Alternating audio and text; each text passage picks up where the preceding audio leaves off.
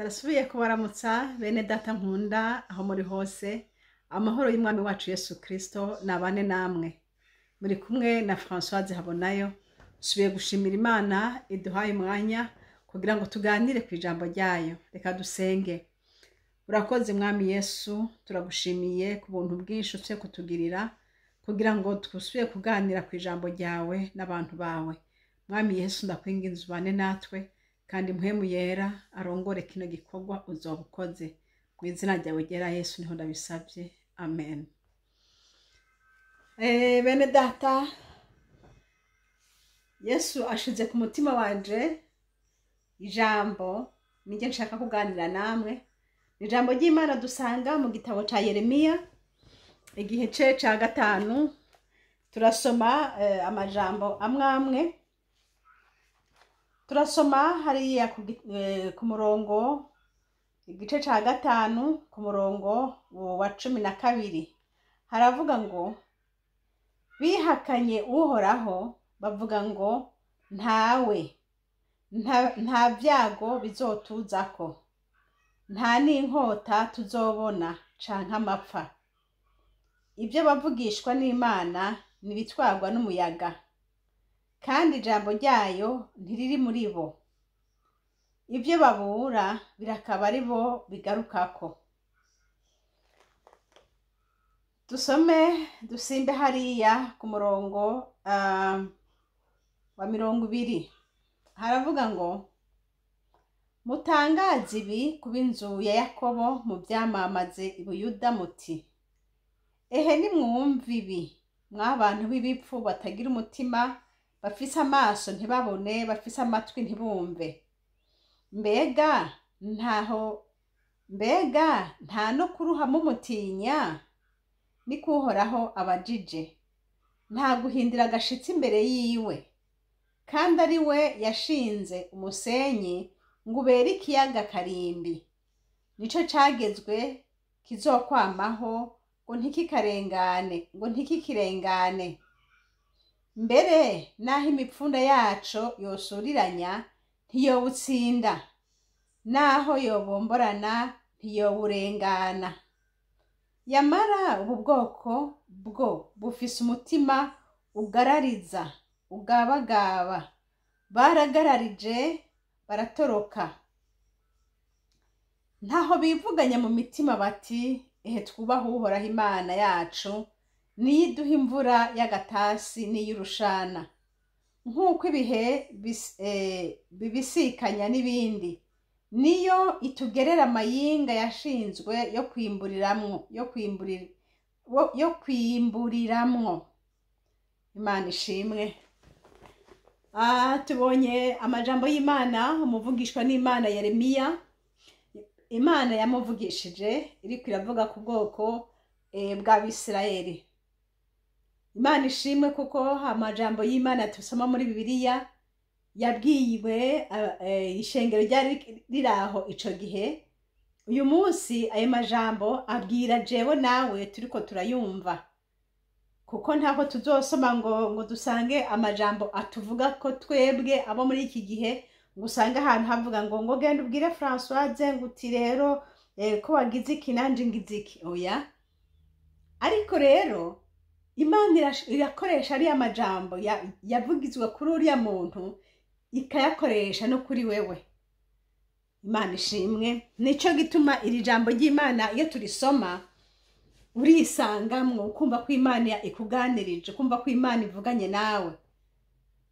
Rero aya majambo narinda yamaranye iminsi mu mutima. Imana yambwiye ko, yaranyigishije ko iriko irambwira ingene abantu bavuga ngo barakunda Imana, ariko bakaba babivuga ku munwa gusa. Hageze ibihe c'ibyago canke hageze ahantu hakomeye bikaca bibagora. Aha turabonye ahantu havuzwe ngo bihakanye Imana, ngo bihakanye uhoraho ku murongo wa 12. Yeremiya 5:12, ngo bihakanye uhoraho, ngo bavuga ngo ntawe, ngo nta byago bizotuzako, ngo nta n'inkota ngo tuzobona ngo canke amapfa. Ibyo abavugishwa n'Imana nibitwarwa n'umuyaga, kandi ijambo ryayo ntiriri muri bo. Ibyo babura birakaba ari bo bibagarukako. Yesu we, iri jambo haheze iminsi Imana yarayimpaye, iriko irambwira ati abantu barahakana Imana, bakayihakana Imana kandi ku munwa bayivuga ko arabayo. Narabaje nti Imana baguhakana gute? N'Imana yavuga ati abantu barampakana, bakavuga ngo nta Mana, ngo ntayo, bakavuga ngo ibi Imana ntiyo bishobora, ngo bakavuga kandi ngo kandi ngo nibyo bavugishwa n'Imana ngo ntaco biri, ngo kango sivyo, ngo ivy'Imana ngo nta jambo ry'Imana ribi muri bo. Iki gihe ariko iransobanurira, hari ikintu ariko irambarira.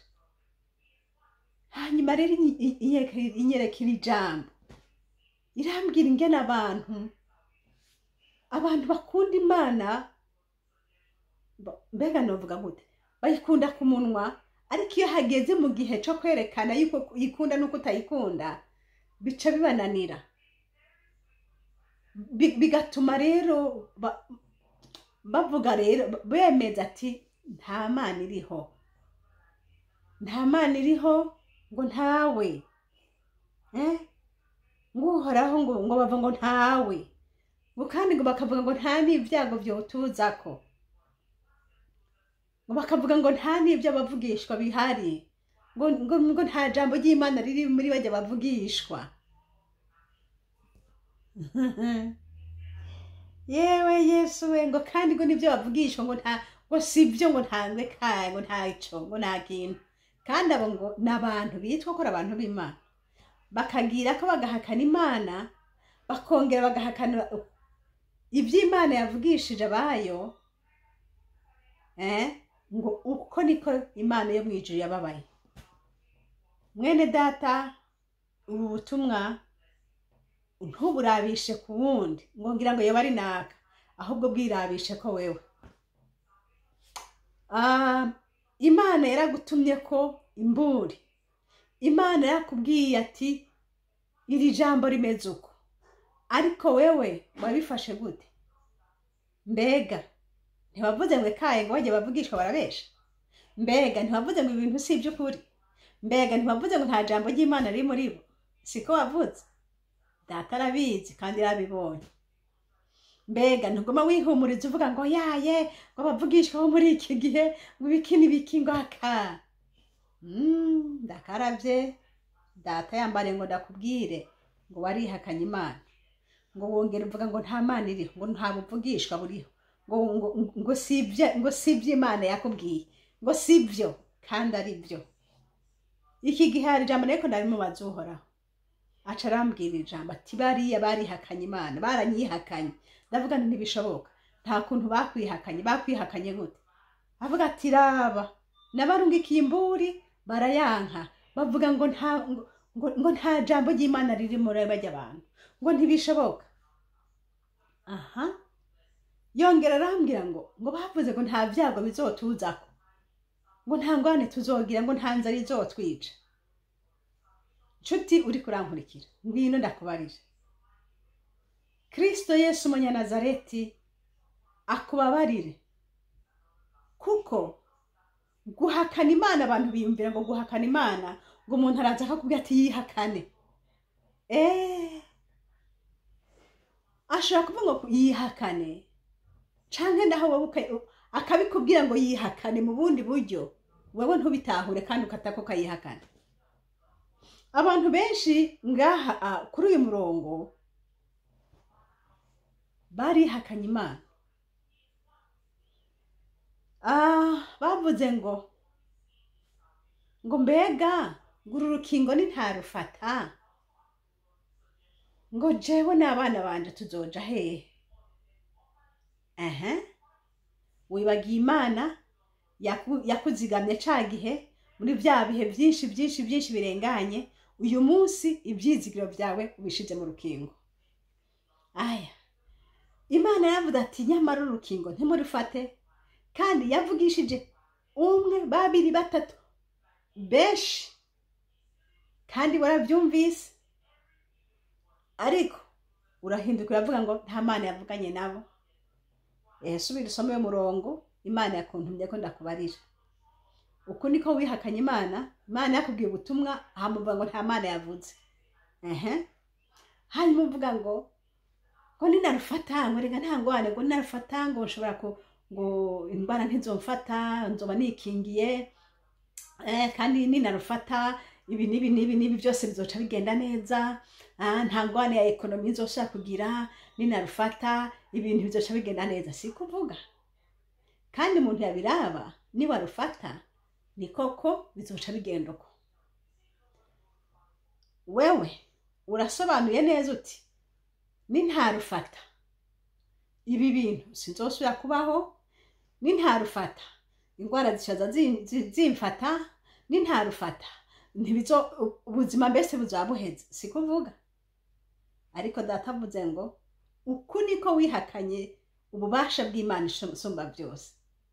Ububasha wari uzi mu Mana, uko wari wizigiye ko Imana izokuzigama, uko wari wizigiye ko Imana yakurinze cagihe n'uyu munsi ikaba ikikurinze, uyu munsi wabihinduye ngo urukingo, iyi vaccine niyo iguhindukiye byose, niyo iguhindukiriyemo ibyo kurya, niyo iguhindukiriyemo amagara meza, niyo iguhindukiriyemo liberté, niyo iguhindukiriyemo byose.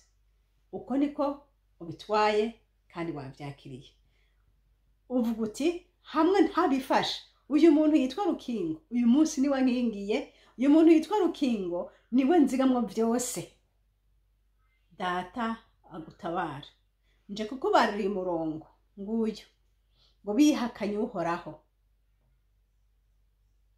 Ushaka kuvuga ngo nubu ushaka gukomantaza umutima ukaguma uvuga ngo kasibye. Subira usome ngo bihakanye Uhoraho, bavuga ngo ntawe, nta byago bizotuzako, ngo nta ngwara izoshaka kumfata, ngo nta n'inkota tuzobona, nta ngorane izoshaka kukuzako, ngo canka amapfa, iby'inzara wabisezeye, uzogenda gusuma uko ushaka, uzoronka amahera uko ugomba, nta kibazo. None si uko? Ngo ibyo bavugishwa n'Imana n'ibitwarwa n'umuyaga Kristo Yesu. Ariko nje kukubarira nshuti, nimba wowe unyumva, wongera ugende mu cumba usenge, usaba Imana imbabazi, kubwira ijambo, usaba Imana imbabazi, kubera yuko abantu bimve ngo kurogota kuri mpwemu yera ni ukugirana. Kurogota mpwemu yera ni iki? Kuri mpwemu ni iki? Ni ukunyene guhakana ubushobozi bw'Imana, guhakana Imana.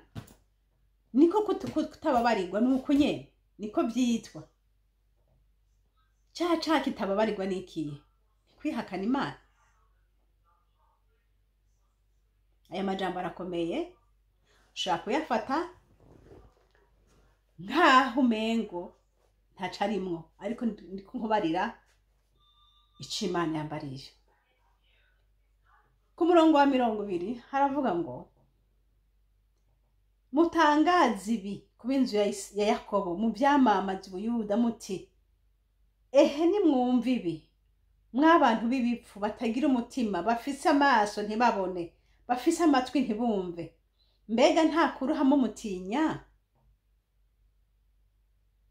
Niko Uhoraho abajije, nta guhinda gashitse imbere yiwe, kandi ari we yashinze umusenyi ngo ubere ikiyaga karimbi, nico cagezwe kizokwamaho ngo ntikikarengane, mbere naho imipfunda yaco yosuriranya ntiyowutsinda, naho yobomborana ntiyoburengana, ngo nta nukuruhamo mutinya. Ni kuki mutareconnaître l'autorité du Seigneur?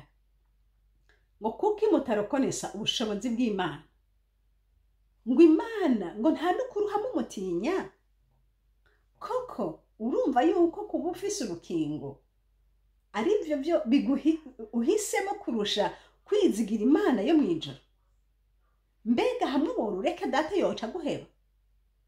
Mbega hamwe worureka ko imana yakubariye?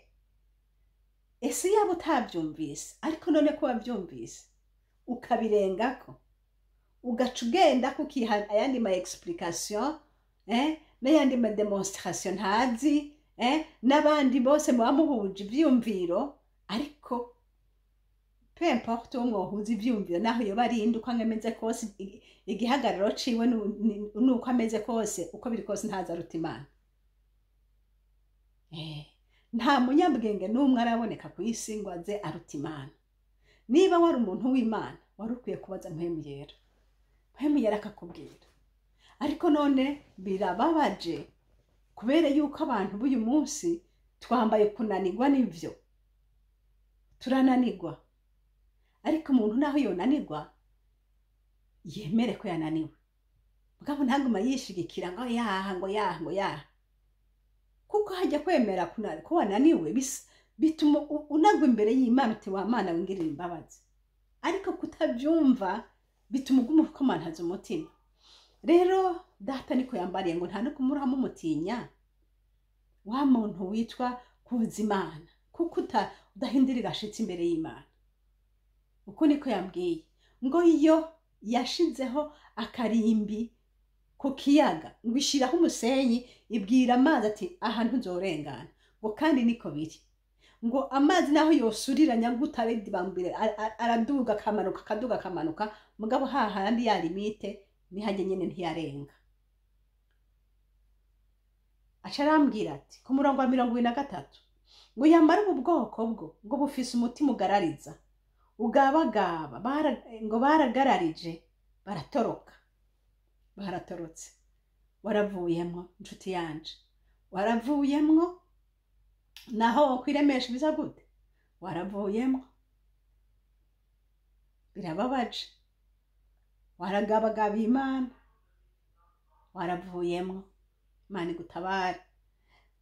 Hanyuma ngo ntaho bivuganye mu mitima bati twubahe Uhoraho Imana yacu, niyo iduha imvura y'agatasi n'iy'urushana, nk'uko ibihe bibisikanya n'ibindi, niyo itugerera amayinga yashinzwe yo kwimburiramwo.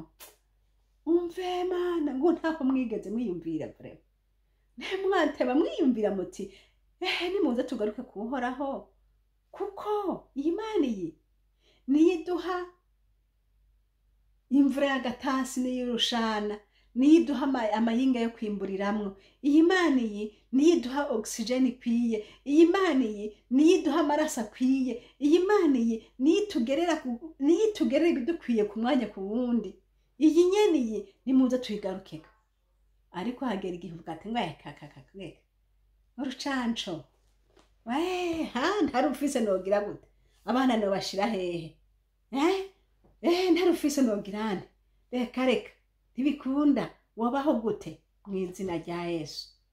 Ngo bibagiye ngo amadeni mfise ngo nongenza wiki. Mwami wanje, umve nkubarire, garuka ku Mana, garuka, reconnaissa l'autorité de Dieu, ubushobozi bw'Imana. Birababaje kubona umuntu atarokonesa ububasha umuntu afise. Birababaje, Imana byarayibabaje cyane kugira ngo abantu bayihebe ku mugaragaro kandi bayivuga ku munwa, kandi barayibonye mu bihe byinshi byaheze. Ariko uyu munsi bakaba bavuga bati oya, urucanco ni byose kuri twebwe. Nabonye ama message menshi abantu bavuga ngo ngo ngo naka, ngo genda ashaho ufate rujya rucanco, ngo nakazi ka, ngo utwara n'abana bawe, ngo none ngo aje muzogira gute, ngo zo bizoca hehe, ngo zo bizogenda wiki. Ivyo nivyo bibazo bihanze abantu bo muri iyi si. Ejo bizogenda gute? Ejo bimeze wiki. Ndakubwira ikintu kimwe, mbega kutahora wiyumvira uraryama, kutahora wiyumvira ngo ejo biragenda gute? Ubuzi kuvyukaho data niwe wenyene afise ubuzima bwacu mu ntoke zacu. Ese icoma wewe umuntu w'Imana kwiga kumwumvira, kujya ubivuga ku munwa nuvyerekane yuko wizigiye iyo Mana, kuko niwe wayizigira, nta wayizigiye yakozwe n'isoni. Oya, nta wayegamitse ko umutima Imana yahemukiye. Uko niko bimeze, Imana izira guhemuka. Haleluya. Mumbabarira, aha ndiko ndavuga ibi, sidiko ndavuga bamaze kwicandagisha. Muntabare mu nyumve. Abamaze kwicandagisha mwarahejeje, vous avez bien choisi. Mwatoye ikibagirira neza kandi vous êtes fiers yica mwakoze. Simwebwe ndiko ndabwira rero. Hoya, ndiko ndabwira aba bari inyuma. Aba bari inyuma ni mwebwe ndiko ndabwira. Kumbure ntihobora n'umwe yumvira Imana akarokoka. Ntihobora na babiri bavuga bati twebwe turemeye, naho bo tugira nabi bimeze gute ntituzova kuhoraho. Nagomba gusaho bimenyekana. Bene data, nshuti zanje, mukunda Yesu Kristo, ndagomba ngo murushirizeho kumukunda, murushirizeho kumwegamika k'umutima, murushirizeho kumwereka ko ari we mwizigiye ataye ikindi. Niba yaravuze ati inzira ntuyicemwo, nshuti yanje, ndakwinginze wuge kumvira Imana. Niba uvuga uti okay, uriya mu mama ujya nta Mana ivugana nawe, bishire ku ruhande, sindakubariye ngo unjije kumvugana nawe canke ntavugana nawe. Mugabe niba ibyo navugishijwe utabivyemeye, basi ko yabivugishije n'uwundi agira kabiri kandi waravyumvise, ko yabivugishije n'uwundi agira gatatu kandi waravyumvise. Yarabivugishije abafise urukoba rudasa n'ubwo wawe kandi waravyumvise. Uvyumvise bivugwa mu ndimi zitandukanye. Imana iburira abantu, kuko iyabo yavugije jewe jenyene, umuntu yovuga ati sinzi ibyo ujya mugora. Ariko none genda umaze kubona abantu barenga 4, ndavyizera. Jewe umaze kubona abantu barenga, kandi uko nababona niko naza ndabasunikiye ntehe, umviriza n'uyu nawe, umviriza uyu nawe, umviriza uyu nawe. Biboneka neza yuko Imana yarahishuye, yaravuze, abantu baravyumvise. Ariko ikibazo kiraha ni iki? Ikibazo kisigaye ni numvira Imana biragenda gute? Aha niho ngaruka babandi bemera kwicandagisha, nkagaruka nkabumva, ndabumva, kuko bavuze bati none ko batubuje kuja gusubira mu mashure, est-ce que je suis prête guheba amashure yanje? None ko batubujije ngo ntibishoboka ku kazi ntidusubirayo, est-ce que je suis prête guheba akazi? Hama bigende gute? Ko batubujije niko bimeze. Nico gituma abo bose barufashe, barashwazishije, bararavye imbere n'inyuma, babona nta handi baca, inzira niyi. Niyo yonyene yo batuma bashobora kugira espoir de vivre. Ariko nagomba ngaruke aho ku bantu bizeye Imana, bezeye Imana. Niba Imana yavuze ati aha hantu ntuhace, ukaba wavyumvise, ndizera neza yuko kumvira Imana ari byo byo bavyiza gusumba kwiyumvira ngo wiciriye inzira. Kuko kwicira inzira nivyo wayiciriye, mugabo ntuzi niyo nzira waciye izoshika. Kise yuko ejo ndindazi ntawe ubizi, ariko ese icoma ugapfa ufiriye muri Kristo Yesu, ugapfa ufiriye mu nzira y'Imana. Kuko twese ntawuzi ejo ngo bizoba bimeze ngwiki. Ngaruke rero kuri wa wundi nawe agomba kumvira Imana kugena nkuko Imana ishaka. Uwo ndiko ndagomba kubwira izi saha, ndagomba kumubarira ngo iyi Mana yashiriye limite amazi. Usome muri Yeremiya 5:20, ugende n'aya majambo gushika no muri 23. Ugende some. Yashiriye akarimba amazi, ikabwira ikiyaga ati wakiyagawe, ndagushiriyeho umusenya ntuzurenge. Nabona ko abantu duha tugenda kuri plage, tukagenda ukajyama ku musenyi ukagirane, ariko amazi araza ntagaruka, ntashika ku musenyi. amazi arafise aho imana yishingiye. Ni imana yabivuze, ivuga ijambo rimwe gusa byose bikayumvira. Mana we, imana ivuze iravuga kandi bigashoboka. Imana yambwiye ngo ndababwire ngo pourquoi ne pas reconnaître l'autorité du Seigneur? Kubera iki mutumva ingene imana y'inyabushobozi? Niba yarashingiye akarimba ikiyaga kikumva ngo kiriteragura kikiteragura ariko ntikirenga aho imana yashizeho, kuko imana yavuze. Ngo kandi ni gute utomenya uti iyi mana iduhindurira amasezo, amayinga agakurakurana, ikaduha imvura, ikaduha izuba, ikatumereza ibitungwe ibiterwa, ikaduha ibyo kurya mu gihe cyabyo. Iyi nyene niyo twizigiye. Naho byo bimeze gute, ubwe mu ruhande rw'Imana. Haleluya. Yesu azogufata ukuboko, ntutinye. Hari mwene data umwe yambariye ngo none twebwe ngo nkaba mu gisagara ngo tunywa amazi tuguze ngo bizohava bigorana ngo hama rero ngo ntitugange n'amazi. Yewe Yesu waje we, none kumvira imana no kutayumvira uhitamwo iki? Kutayumvira no kuyumvira uhisemwo iki? Wewe hitamwo. Jewe nje ngaha ndakubwira ngo umvira imana, umvira ubushobozi bw'Imana, data ntazoheba bamuhungirako. Hanyuma ikindi naco, niba ariyo nzira yawe yuko uva muri iyi si, ntawe umenya igari y'umuntu. Mbega ba Stefano bahowe iki? Ntibahowe gushingira intahe Kristo? Mbega bariya abantu bose tubona bagize ibyago ntibabigize bariko barashaka kugera nk'uko Imana ishaka? Hanyuma ikindi naco, ba Daniyeli byabagendekeye gute? Igihe bemanga bakavuga bati dushake dupfe, bagaheba amagara yabo. None Imana yarabishe. Igihe cyawe kitaragera ntikiba kiragera nyene. Haleluya. Ba Daniyeli baragiye mu bwobo, bavaye bakomeye. Imana ishimwe. Hari intambwe, ariko intambwe ntizamuriye. Kubera iki? Kubera igihe ciwe kitari bwashike. None nawe rero reka gufata ubuzima bwawe ngo bushire mu Mana amuatiye, bwegurire muri Kristo. Hanyuma rero Yesu azi kazoza kawe, azokugira neza. Arabizi, arafise inzira.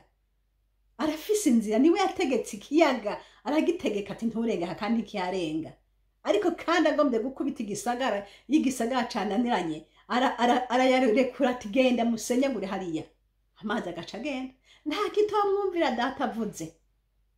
None rero nshuti yanje, kwari kukubwira ngo wowe wahisemwo kumvira Imana, ntuhinde umushitsi. Hagarara mu Mana, kandi mu Mana harimo inyishu z'ibibazo byawe byose uko bingana. Kimwe gusa, uri muri test uyu munsi, uri mu kibazo gikomeye cyane. Mbega nkurikira Imana canke ndayireke? Mbega numvira Imana canke ndayireke? N'aya majambo Imana imbwiye ngo ndakubarire ngo kutayumvira, ne pas reconnaître l'autorité du Seigneur, no gutsindwa. Ariko Imana ivuze ngo subira urabe, Imana ikugerera byose kubyo bikwiye, nta kimunanira. N'ivyawe vyeje arabifise mu ntoki. Nuko rero bene data, nariko ndababwira, ndiko ndababarira, ndabahimiriza kuguma mu murongo w'abana b'Imana, kuguma muri Kristo Yesu, kuguma mu byo data yavuze. Data ntaguharure nk'uko yambwiye, ataba abantu barangararije, banse kumva uyu uko yabimbarije.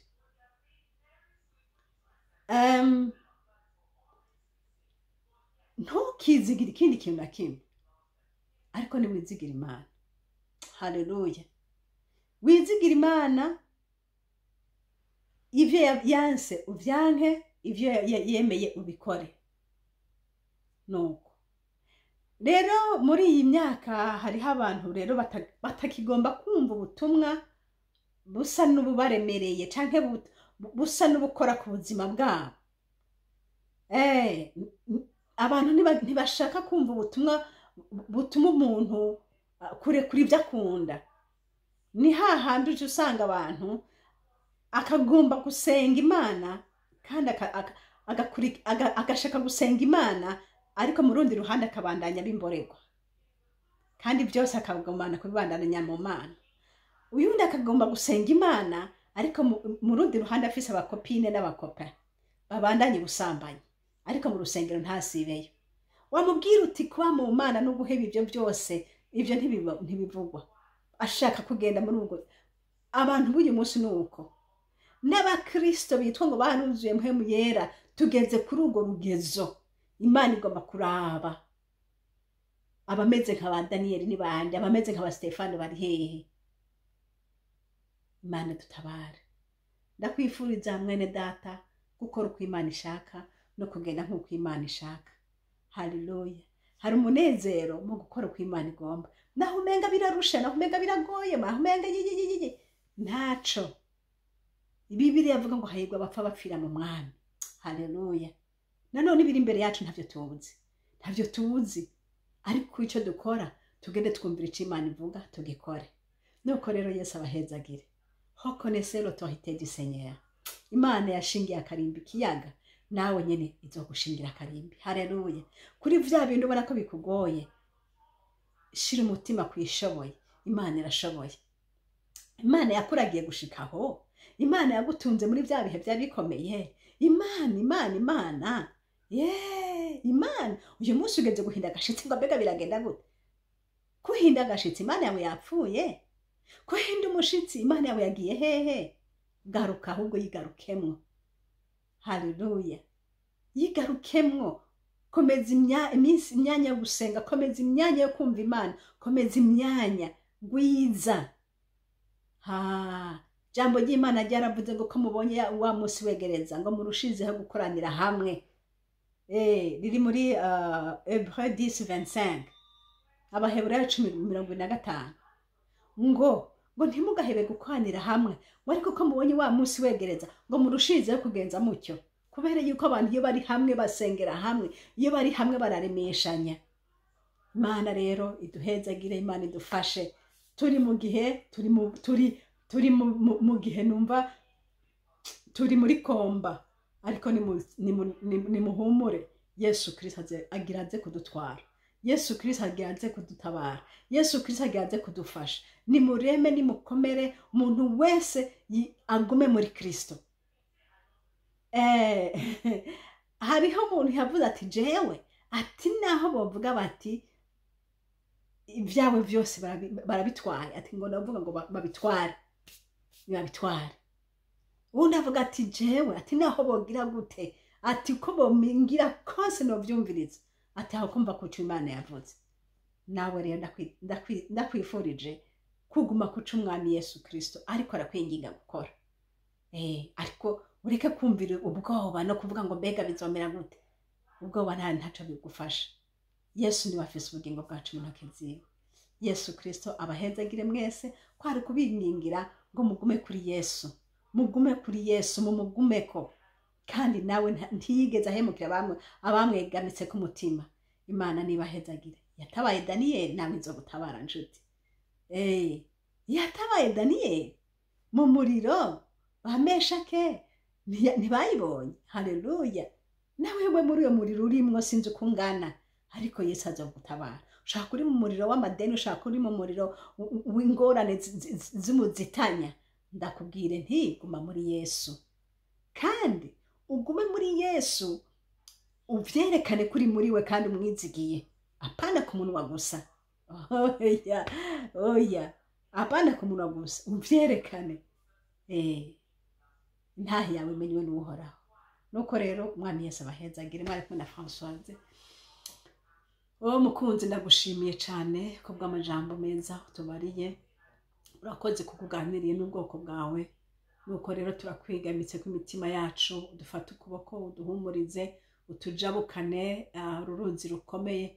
Mwami Yesu ufashe mwene data ari hafi n'uri kure, umubere inkinzo kuko yakugize inkinzo yiwe. Urakoze Mwami Yesu, ngushimiye kubumvise ubutumwa. Bahezagire bose, ni mu izina ryawe Yesu. Amen. ishene turiko ni ishene Habonayo, kandi nimero za telefone ni za zindi ndazi murazizi, ni +46 768 0065 46. Imana ibahezagire mwese, amena.